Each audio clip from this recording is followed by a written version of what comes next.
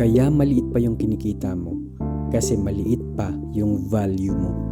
Maraming naniniwala na mas maraming oras daw yung ilaan mo sa trabaho, mas malaki yung kikitain mo. Pero sa totoo, yung value yung binabayaran sa'yo. Isipin mo to. Dalawang tao ang parehas nagtatrabaho ng 8 hours per day. Yung isa kumikita ng 1,000 at yung isa naman kumikita ng 10,000 pesos. Parehas lang yung oras na nilalaan nila.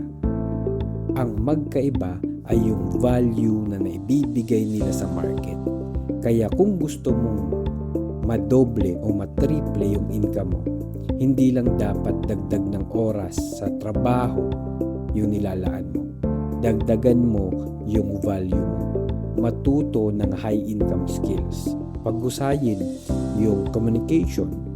Aralin mo yung sales, marketing, leadership, and problem solving. Kapag mas malaki yung problema na kaya mong lutasin, mas mataas din yung magiging value mo.